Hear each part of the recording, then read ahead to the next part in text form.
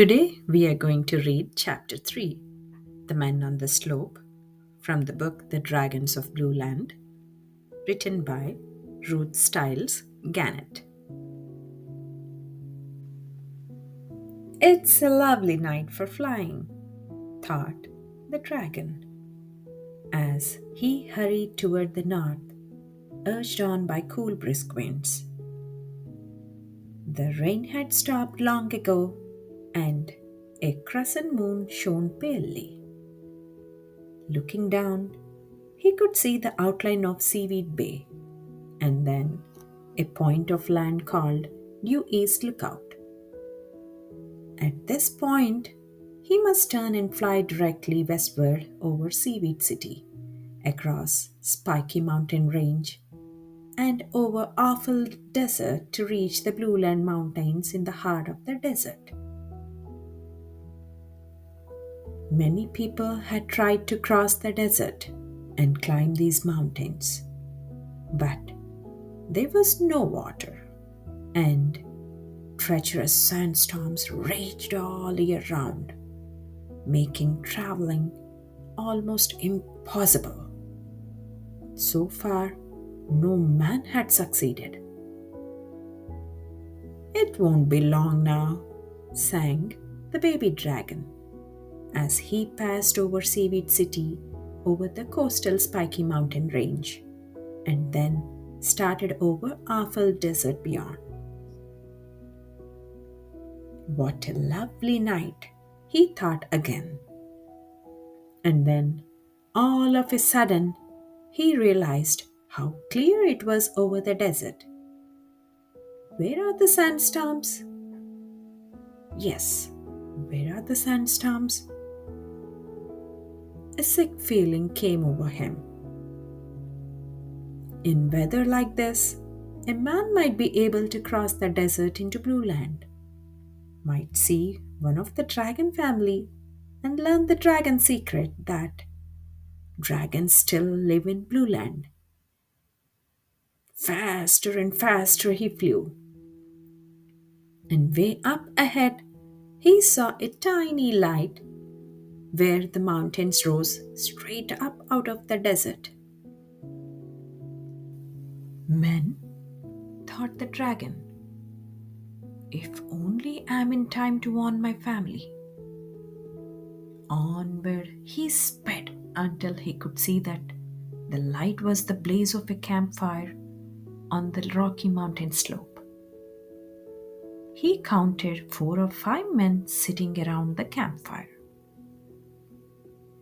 I would better find out what they're planning to do, so I'll know how to save my family, thought the dragon, circling down and landing below the men. He carefully picked his way through the huge rocks on the slope and hid close enough to hear what the men were saying.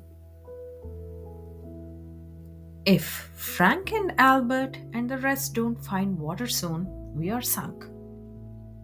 We'll have to get back pretty quick.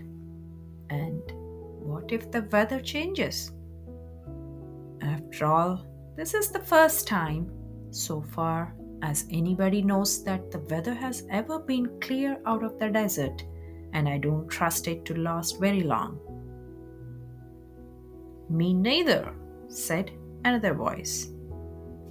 Just then, they heard a shout farther up the slope, and a man came running down toward the fire. Did you find water? They asked him. Water, loads of it. The mountains form a circle, and all the streams from these mountains flow toward the center to make a tremendous lake. But that's not all we found. You mean you found evidence that the great dragons of Blueland actually did exist at one time? Evidence, said the man who had run down the slope. Evidence? Why? We have got 15 of the most beautiful dragons you ever dreamed of trapped in a cave that seems to have only one entrance. The rest of the men are guarding it.